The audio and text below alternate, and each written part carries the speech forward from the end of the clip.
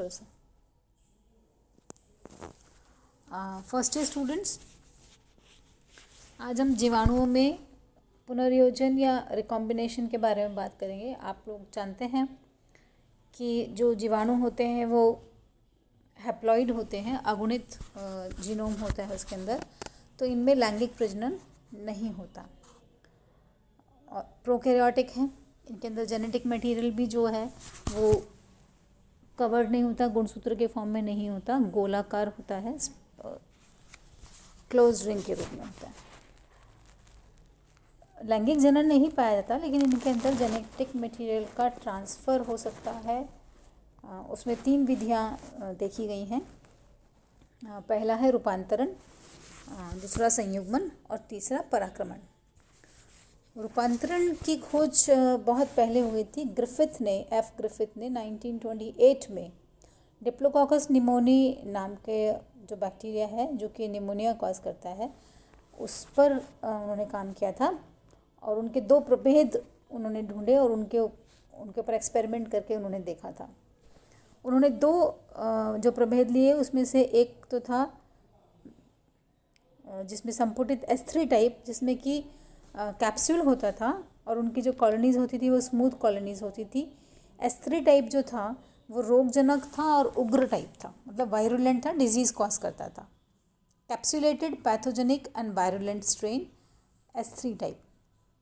और दूसरा जो था असंपुटित R2 टाइप, जिसकी की कॉलोनीज़ अगर हम कल्चर करें तो रफ कॉलोनीज़ बनती थी और वो रोगकारी नहीं था और उग्र भी नहीं था। So it was non capsulated, non pathogenic and non virulent. ये 2 स्ट्रेन उन्होंने लिए।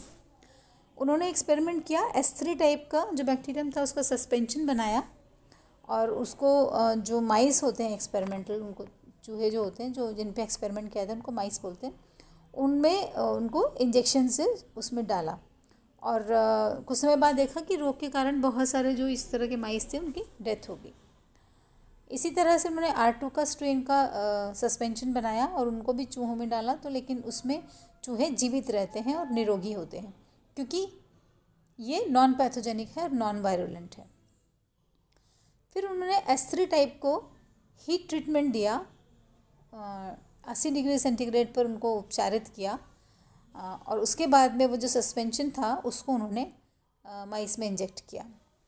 तो उन्होंने देखा कि चूहे जीवित रहते हैं और निरोगी रहते हैं।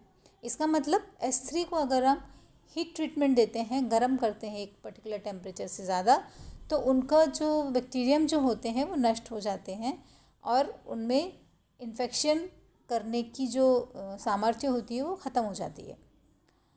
फिर तीसरे में उन्होंने क्या किया, जब 2 उन्होंने देखा कि R2 को इंजेक्ट करने से भी जीवित रहते हैं और S3 को जब डेड कर दें या हम हॉट वाटर ट्रीटमेंट देते हैं तो वो तभी भी इन्फेक्शन नहीं होता, तो उन्होंने इन दोनों को कंबाइन कर दिया। R2 के जीवित स्ट्रेन को लिया और S3 का हीट ट्रीटेड जो स्ट्रेन है उसको लिया और फिर उन्होंने देखा कि देखिए क्या होता है। तो उनका अंदाज़ा जो था वो ये था कि सभी चूहे जो हैं वो जीवित रहेंगे, क्योंकि दोनों में अलग अलग जब देखा था तो दोनों में चूहे जीवित रहते थे। लेकिन कुछ अलग नतीजा निकल के आया। इसमें कुछ जो माइस थे वो जिंदा थे और कुछ जो हैं उनमें संक्रमण होकर के वो मर गए। तो जो जिनका डेथ हो गई उनको उन्होंने देखा, उसका बायोप्सी किया और उसको उन्होंने देखा कि इसमें क्या है। तो जब उन्होंने आइसोलेट किया बैक्टीरिया में तो कुछ स्ट्रेन्स उनको S3 टाइप के भी मिले बैक्टीरियल सेल्स।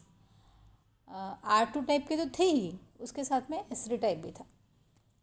तो ग्रिफिथ ने ये सोचा कि किसी तरह से जो R2 की कोशिकाएं थी, जीवाणु कोशिकाएं, वो रूपांतरित हो गई S3 टाइप के जीवाणुओं में और इस प्रक्रिया को नाम दिया गया रूपांतरण या ट्रांसफॉर्मेशन। ट्रांसफॉर्म हो गया R2 type into S3 type. ठीक है। उसके बाद में एवरी मैकलिड मैकार्टी ने 1944 में कुछ एक्सपेरिमेंट किया और ये बताया कि जो ये रूपांतरण होता है वो DNA खंड के द्वारा होता है और आइसोलेट करा हुआ होना चाहिए DNA, नेकेड DNA होना चाहिए, तभी हो सकता है, सोल्यूशन में होना चाहिए। कोशिका में अगर DNA होगा तो वो काम नहीं करेगा। तो उसके लिए उन्होंने क्या किया, डिफरेंट एंजाइम्स लिए जो मैक्रोमोलिक्यूल्स पर काम करते हैं, जो बड़े बड़े मॉलिक्यूल्स होते हैं, जैसे प्रोटीन बड़ा मॉलिक्यूल है, डीएनए बड़े मॉलिक्यूल हैं, आरएनए है। उन्होंने सोचा कि इन तीनों में से ही कोई एक जो अणु है वो रिस्पॉन्सिबल होता है ट्रांसफॉर्मेशन के लिए। तो इसलिए ये तीनों एंजाइम्स उन्होंने लिए और फिर इस एक्सपेरिमेंट को रिपीट किया। तो उन्होंने पाया कि अगर वो आरएनएस देते हैं तो वही रिज़ल्ट आता है, अगर वो प्रोटीएस देते हैं तभी भी वही रिज़ल्ट आता है जो पहले आया था, लेकिन अगर वो डीएनएस देते हैं तो कोई भी R2 टाइप का जो प्रभेद है वो S3 टाइप के प्रभेद में कन्वर्ट नहीं होता या रूपांतरित नहीं होता।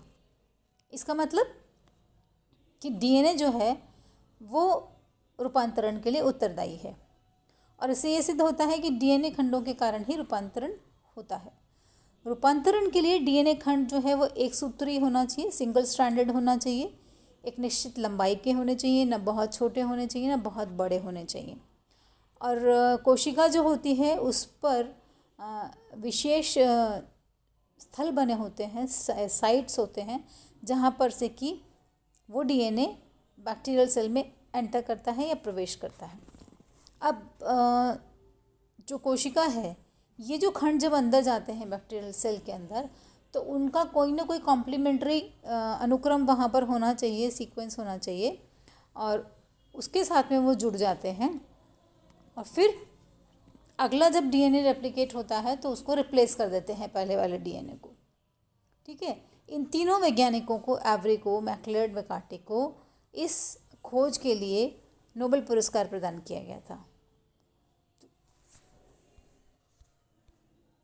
नई एक्सपेरिमेंट है, शॉर्ट में दिया गया है जो ग्रिफिथ ने किया था।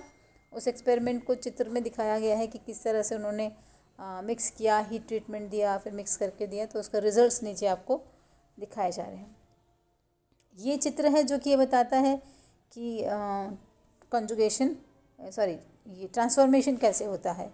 डीएनए बैक्टीरियल सेल लिया, जब आप हीट करते हैं उसको या किसी कारण से लाइसिस होता है केमिकल मेथड से या गर्म करने पर, तो डीएनए बैक्टीरियल सेल से बाहर निकल जाता है। ये डीएनए फ्रेगमेंट जो दूसरा रिसिपिएंट सेल है, ग्राही सेल है, उसके कोशिका पर विशेष जो स्थल होते हैं उस पर जुड़ता है सिंगल स्ट्रैंडेड डीएनए, और उसके बाद में अंदर प्रवेश करने के बाद में जो उसका कॉम्प्लीमेंट्री सीक्वेंस होता है उसके ऊपर ये जुड़ जाता है।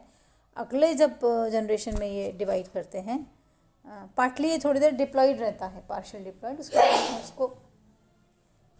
उसको अगले डिवीजन में उसको रिप्लेस कर देता है।